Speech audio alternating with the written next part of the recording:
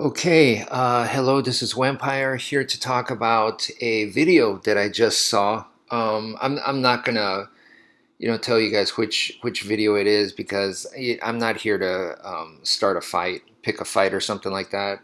The guy, let me tell you, is a how would I say? Okay, the reason why I have Captain Fairbairn right here on here is that to me the guy's like a modern day Captain Fairbairn. So his credentials are amazing and very interesting person. Of course, Captain Fairbairn's super interesting, but like I said, this guy to me is nowhere near the level of Captain Fairbairn. But like I said, he is the modern day equivalent in a sense of what he does. So kind of like special forces for the police. Okay, so that's what this guy is. Okay, I don't know if he's MP military police, but he was in their special forces division, which I don't know the details about that. Like, do they have a special force? But anyway, that's what this guy is. So to me, that's very similar to what Captain Fairbairn was. But then, of course, historically and the significance and all that, it's not even the same league. But this guy creates self-defense products, and he goes around the country. I'm not going to say what country, but he goes around the country. How do you call it? Doing self-defense lectures and whatnot. So they were asking him this. It was kind of like a almost like a news segment, and they were asking him about there was a woman, I think, that got stabbed in the street in broad daylight, and what can we do against stuff like that? So I didn't like his answer, and yeah, I'm on, to be honest, jealous of his credentials and experiences, in a good way. I'm happy for him. It's awesome. It's awesome that he got to experience those things. But yeah, I didn't really care for his answer. He said first thing to do is you got to run. Okay. And he even said that it's more practical to practice the 100-yard dash than to take martial arts classes. And when you make that kind of separation like that, it's basically putting down martial arts. There are self-defense martial arts. There's of course some that are not, but there are self-defense martial arts, and you're putting it down and you're separating it from self-defense. You're saying self-defense and martial arts are two different things, and it's supposed to be that martial arts, of course, yes, there's a bunch of different styles, a bunch of different purposes. Each one of those styles have different goals, but martial arts is supposed to be the number one thing for self-defense. If I want to learn self-defense, I'm not going to a coach and saying, hey, a track and field type coach, and asking him, hey, I want to learn the 100-yard dash. Can you teach me how to do it properly? Because to me, that's going to be my self-defense answer. No, no, that's so I 100% disagree with this guy. Um, I understand what he's saying. I do. It's sad that it's come to that. So what do I think? What I think is it's not about running. So I think he's got that wrong right there already. Yes, many times running is the answer, but that doesn't mean running is the main thing. No, survival is the main thing. It's about survival. There are times, and he never mentioned this, and I've said it many times, is that there's times where it's a bad idea to run. There are times he did say this next part where sometimes you cannot run. Yeah, so that's true. But he meant by like how do you call it? You're in a confined space, or there's a loved one, so you cannot run away. That's what he meant. But I'm saying even if you're out in the field and it's just you and the bad guy, there are bad times to run away. So I'll just put it flat out and simple. Um, and I'm saying, because I believe I put in a lot of thought into this. I'm not saying he didn't, but it's not about the running. It's about creating situations where you can defend yourself, protect yourself or escape. So it's about creating those situations for self-defense, which is survival. Whether you want to neutralize the opponent, you want to cause temporarily pain, or distract them, you want to talk them out of it. You want to de-escalate the situation. Whatever it is that you're trying to do, you're creating the situation so that you can survive. You're caught in this bad situation and you want to survive. So running is just one of those tools. To always say it's always about running, I think that's misleading. Like I said, there's bad times to run. You're giving your back. Sometimes you can make it easier to get taken down. But or what if they're faster than you are? Or what if they have the exit door covered? I mean, there's a lot of situations. But anyway, so it's not just about running, okay? And this is what I also have a huge problem with this, is because I make the effort to make these YouTube videos, try to think about solutions, try to think about ways that you guys can hopefully utilize or get a hint out of to come up with your own way to protect yourself, to survive. And somebody just leaves the comment, just run. What a jackass. That doesn't help. And it's the same, it's no different, even though it's on opposite spectrums, it's no different than the other guy that says, just shoot him. That's why I carry a gun. Yeah.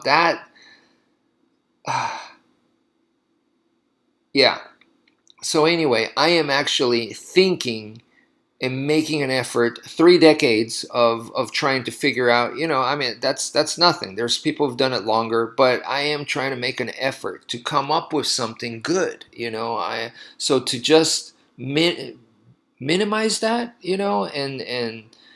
and take away the importance of that and just say, just run or just shoot the guy, just carry a gun. These two, I'm not saying those aren't real. Yes, those are very real possibilities, but you cannot just minimize, self-defense, because it can be effective. And there's been situations I've been in where I didn't run, where I didn't just shoot the guy, obviously, and I was able to survive and protect myself. I'm still here today, Anyway, the other thing he said that I really, really didn't like was he said that in a self-defense situation, you have to analyze, can I beat this person or not? If I can, then yeah, I could fight this person, And if I can't, then, I should be running, back to his idea, right? And I completely disagree with that, because I feel like, no, you should be surviving the entire time. Just one thing. And that's all I've been interested in. And to me, that's the way I learned Filipino martial arts, is we have one system. That one system is supposed to cover, a multitude of different situations. So I'm going to go, oh, you know what? I think I could take this guy. So let me fight him.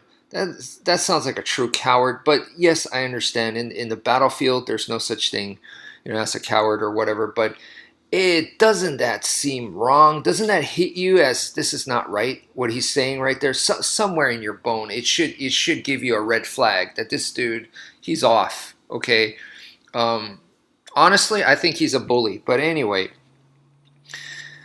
That's why I think he makes this kind of remarks. It starts to reveal things about his character to me. That's just my opinion. I don't know him or anything. I do commend him. He's trying to help the nation. He's trying to help people. He's saying, hey, learn self-defense.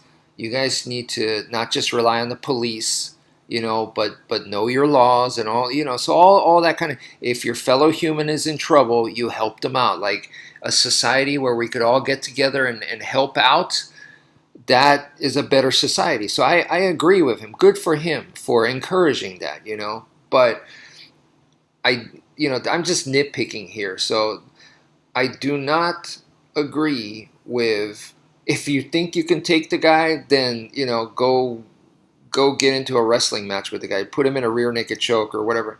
No, I don't agree with that at all, right? So all right. So then he proceeded to go into a self-defense, so he's talking to them, he's giving them kind of like advice. They're asking him, what about this situation? What about this? In your book you said this, or that kind of thing, right? And then the part where everyone got excited about, and this is where TV sucks, TV fails completely, is now he's going to demonstrate the actual techniques of what you can do. And honestly, it's a show. He's putting on a show. Okay, they watch him and they're like, oh wow, that's how you do it. Wow, he's so fast. He's so smooth. Oh, look at that technique. Wow, that's brutal. Oh gosh, that is so brutal. I guess that's what you got to do in a real life situation. That's a show. Okay, seriously, it really, really turned me off. Okay, so forget that. And 90% of martial arts shows that kind of stuff. I'm here to tell you, give you a simple concept, okay? Number one, the person grabs you. I don't care how they grab you. They're trying to pull you into their van, right? Because they want to human traffic you. Let's say that's the situation. Or they could just try to put you they're bringing you into a dark alley. So you're out in a public street, and they want to take you into the dark alley. So now they could take their time and do whatever they want to you, right? Out in the street, there's people walking by, cars passing by. There's lots of distractions. So they want to take you in to where they could take their time with you. Okay, they corner you. You can't escape so easily. Or put you in a van, whatever, right? They're grabbing you is the main thing.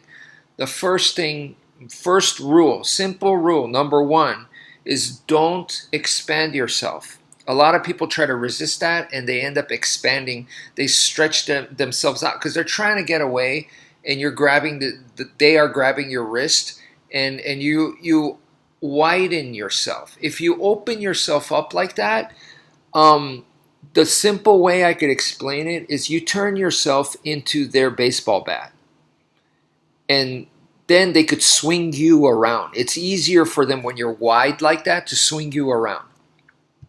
So they're going to swing you around, and guess what? You're probably going to meet wall, a brick wall. They're going to swing you around and slam you into something. So, and if not, maybe your arm gets caught on something. That's how you could get injured. You could, it gets caught, your skin rips, or, you could hurt your bone. So this is the same with any grappler will tell you, is that you want to keep tight. This is even with striking arts, grappling arts. You want to keep closed. You don't want to open yourself up, right? You want to keep everything nice and tight and closed.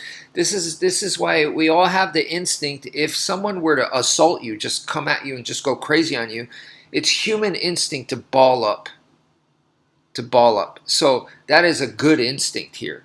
So I'm 100% in favor of that. It's just that how you ball up, okay? We're making it a better ball up for self-defense purposes. Because if you literally just ball up now, you're probably going to get beat down. You end up on the floor, and you're balled up on the floor, fetal position, and they start stomping you, and it's done, right? So there's better ways to do it. So the main thing, number one, like I said, is your limbs, all that, you don't want to stretch wide. Everything has to be in as close as possible, okay? Because when your limbs are exposed, that's when you're vulnerable to a lot of things. Your torso's vulnerable, your head's vulnerable, and your limbs are vulnerable. So you want to keep tight. That's number one. Number two is, now that you're a ball, right? Basically, right? Now that you are a ball, they're gonna pick you up, and they're gonna go for the 3 points, right? Like basketball. Now they're gonna pick you up and toss you, right? They're gonna pick you up and slam you. We don't want to be gorilla slammed. So now that you're a ball, it becomes easier for them to lift you and stuff. It's harder for them now to swing you around like a baseball bat. But now they could literally lift you, and they're probably bigger and stronger and meaner, right? So if that's the case, number two, what we need to do now that you became a ball, you need to become one with them. You need to stick like glue onto them.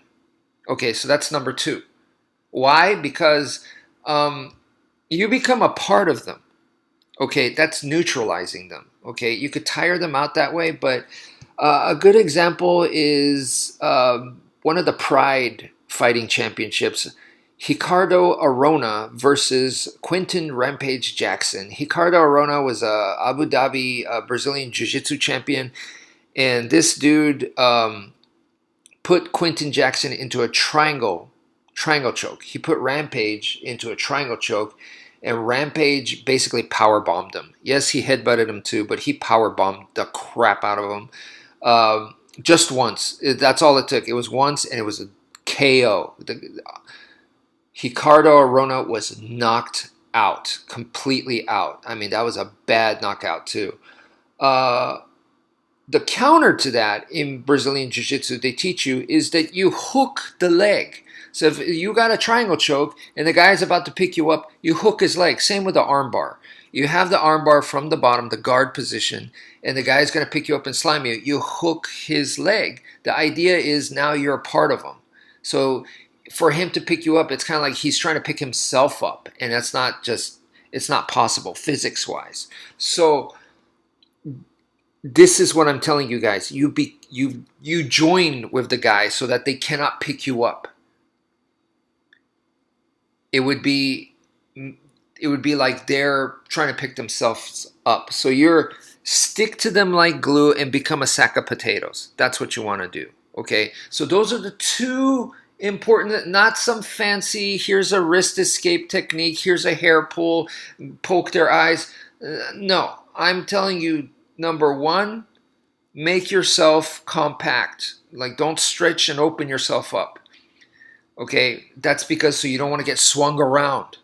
Number two is merge with them. You stick to them, become one with them so that they cannot pick you up and slam you. Those are the two things you got to worry about. Okay, and then as you do those two things, if you do it correctly, you should be able to hide yourself on them. So it's harder for them to hit you well.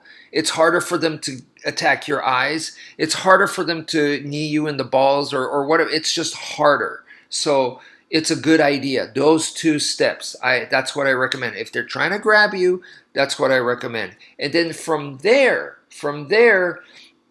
we have to basically, when we see the right time, create distance and get the hell out. Okay, how do we, but you have to actively make that happen. So I don't care if that's keys, you use your keys, and this is where I teach the blender, like you use the keys on their face, on their eyes, like a cheese grater, and then that might be enough for you to create the space and run away. Okay, so that is the kind of thing that I teach. The other thing is wrenching. Wrenching is another thing that I teach. It's another. These are all what I teach from here. After those two steps, all of that to make it so that you could create distance and escape. Trying to create that environment where you can make distance and get out of there. But the first step is survival. In order to survive, like I said, you need those two steps. Ball up and stick to them like glue. Those are the two steps. And then after that, we have to actively make it happen to where you can create distance and run away. The way we do that is, I call it harassment techniques. I'm not trying to knock them out because that's very, very, very, very difficult, especially if they're bigger, stronger, and meaner than you. I'm not here to try to have a Thai boxing match, see who's better in the clinch, or a boxing, in close boxing match, see who's better at that, or a wrestling match or a judo match. I'm not interested in any of those. So what I'm trying to do here is something that I can do, even against someone that's bigger, stronger, and meaner. I can harass them. I don't know if I could knock them out. Probably not. If they're bigger, stronger, meaner, and if they're tough, probably not. So why even bother trying to knock them out? Why even try to hurt them? I don't think I can. There's some people that just built differently, So I'm not even bothering trying to do that. But I can harass them. If I harass them enough, I could take their mind off of the attack. And that might buy me enough time to create distance so that I can escape. Okay. Now the key thing here is I'm saying for you guys to do this with tools / weapons. Okay. So with weapons. So that to me is very realistic. I'm saying you can harass this guy enough to take his mind off of whatever they want to do to you. For that split second, you can actually harass them enough if you have a weapon. Isn't that sound very reasonable and doable? And that's why I created my system, okay? So, yeah. That's what I really, all this right here, I hope it helps, and I'm trying to make it as simple and easy to understand as possible. Uh, so really, I don't have anything more to say. That's it for now. Thank you for listening, and take care, folks.